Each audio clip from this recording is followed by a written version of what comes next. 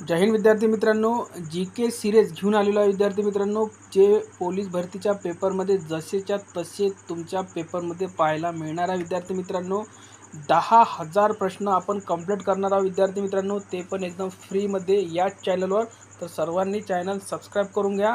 आणि विद्यार्थी मित्रांनो, जसे आपले 10,000 प्रश्न कंप्लीट होईल तशीच तुम्हाला PDF-सुद्धा आपण अवेलेबल करून देणार आहे विद्यार्थी मित्रांनो, ते पण एकदम माफक शुल्कामध्ये.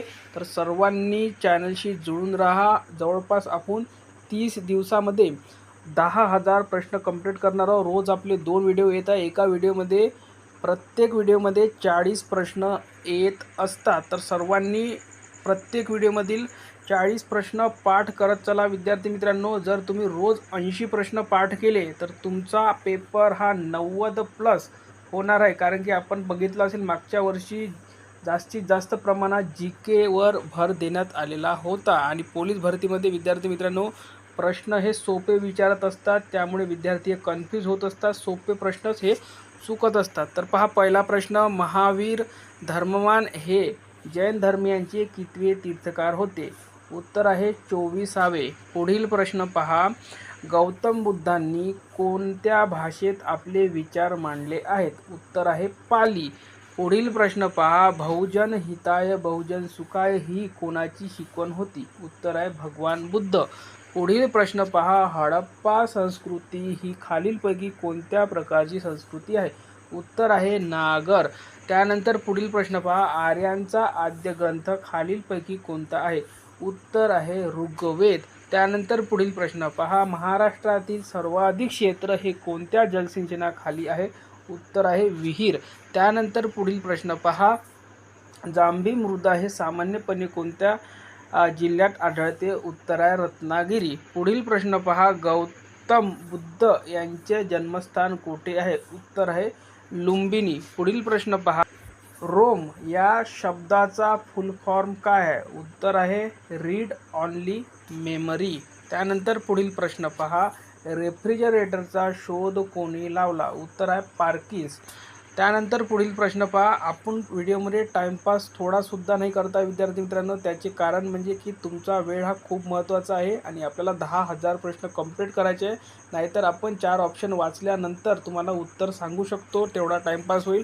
जर तुम्ही एका व्हिडिओला जवळपास 5 मिनटं दिले तर विद्यार्थी मित्रांनो, तुम्ही 15 मिनटात हा व्हिडिओ 3 वेळा बघू शकता आणि तुमचे प्रश्न हे फास्टमध्ये कंप्लीट होऊ शकतात.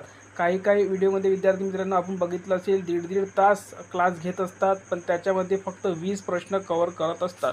तर विद्यार्थी मित्रांनो, आपल्याला फास्टमध्ये आपला सिलेबस कवर करायचा आहे. पूर्ण 10,000 प्रश्न कंप्लीट करायचा आहे. म्हणून विद्यार्थी मित्रांनो, आपण इतका फास्ट घेत आहोत. नाहीतर आपल्याला पण टाईमपास करता येते. विद्यार्थी मित्रांनो, क्षयाचे जंतूचा रोग कोणी लावला? तर कॉक यांनी लावला. मग आपण ॲडवर्ड जेनरने काय लावला? चॅडविकने काय लिहिला? लुईस बेलने काय लावला? तर आपण सांगू शकतो विद्यार्थी मित्रांनो, कारण की आपल्याला इतके ऑप्शन प्रत्येक परीक्षेमध्ये येत असतात. जसं उदाहरणार्थ ॲडवर्ड जेनरने काय लावला? तर देवीच्या लसीचा शोध लावला हा. तर विद्यार्थी मित्रांनो, पुढे प्रश्न येतच असतो, म्हणून आपण त्याचं काही एक्सप्लेनेशन देत नसतो. ठीक आहे. त्यानंतर पुढील पहा, सूक्ष्मदर्शक हे इंग्रजीत नाव खालीलपैकी कोणते आहे? म्हणजेच मायक्रोस्कोप विचारत आहे. उत्तर आहे मायक्रोस्कोप. पुढील प्रश्न पहा, फॉस्फरसचे रासायनिक गुणसूत्र खालीलपैकी कोणते? तर H2PO4 हे कसं लिहिलं जाते? H2PO4 असं लिहिलं जाते सफिक्समध्ये, म्हणजे खाली हे अंक राहत असतात. इथं टाईप बरोबर झालेलं नाही आहे. खालीलपैकी कोणते तत्व वनस्पतीसाठी सूक्ष्म पोषक नाही म्हटलेलं आहे? तर उत्तर आहे मॅग्नेशियम. त्यानंतर पुढील प्रश्न पहा, खालीलपैकी कोणते भूमिगत पाणी प्रदूषण करणारे अजैविक प्रदूषण आहे? उत्तर आहे शैवाल. पुढील प्रश्न पहा, अविरक्त किरणांचे स्रोत कोणते? उत्तर आहे जनरस्ट ग्लोअर. ठीक आहे. पुढील प्रश्न पहा, उस्ताद बिस्मिल्ला खान यांचे कोणत्या वाद्याशी संबंधित आहे? उत्तर आहे शहनाई. पुढील प्रश्न पहा, 52 काशी सुबोध रत्नाकर हा काव्यसंग्रह कोणी लिहिला? उत्तर आहे सावित्रीबाई फुले.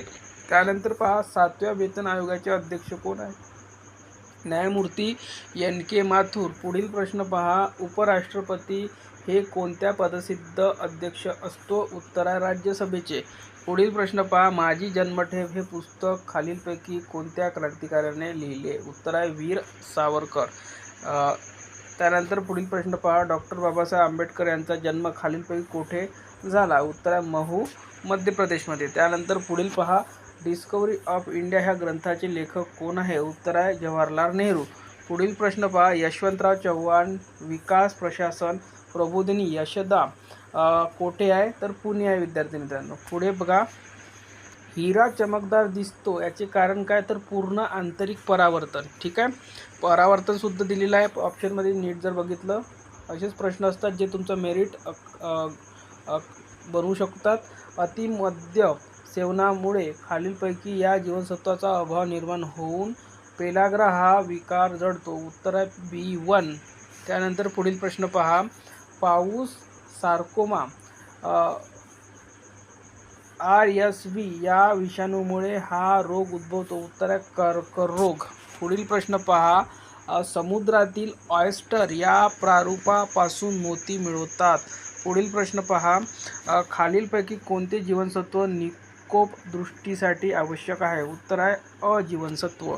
पुढील प्रश्न पहा, मुळदूस हा रोग कोणत्या जीवनसत्वाच्या अभावी होतो? उत्तर आहे विटॅमिन D म्हणजेच जीवनसत्व ड. पुढील प्रश्न पहा, सर्व योग्य दाता कोणत्या गटाच्या व्यक्तीस म्हणतात? उत्तर आहे O+. पुढील प्रश्न पहा, पैठण येथील जायकवाडी जलाशयाचे नाव काय? उत्तर आहे नाथसागर. त्यानंतर पुढील प्रश्न पहा, शीखांचे 10वे गुरु गोविंदसिंह जी यांची समाधी कोठे आहे? उत्तर आहे नांदेड. ठीक आहे, पुढील प्रश्न पहा, प्रतापगड किल्ला कोणत्या जिल्ह्यात आहे? उत्तर आहे सातारा. पुढील प्रश्न पहा, देशातील पहिला सहकारी साखर कारखाना कोठे सुरू झाला? उत्तर आहे प्रवरानगर. त्यानंतरचा प्रश्न, डॉट्स ही उपचार पद्धती कोणत्या रोगासाठी वापरतात? उत्तर आहे क्षयरोग. पुढील प्रश्न पहा, H1N1 हा विषाणू कोणत्या रोगाशी संबंधित आहे? Swine flu. त्यानंतर पुढील प्रश्न पहा, विद्युत दिव्याचा शोध कोणी लावला? उत्तर आहे एडिसन. त्यानंतर पुढील प्रश्न पहा, ऑर्निथॉलॉजी हे शास्त्र कशाशी संबंधित आहे? उत्तर आहे पक्षी अभ्यास. त्यानंतर बघा, CH4 हे CH4 असं लिहिलं जाते. ठीक आहे, असं CH4 ही रासायनिक संज्ञा कोणत्या वायूसाठी वापरतात? उत्तर आहे मिथेन.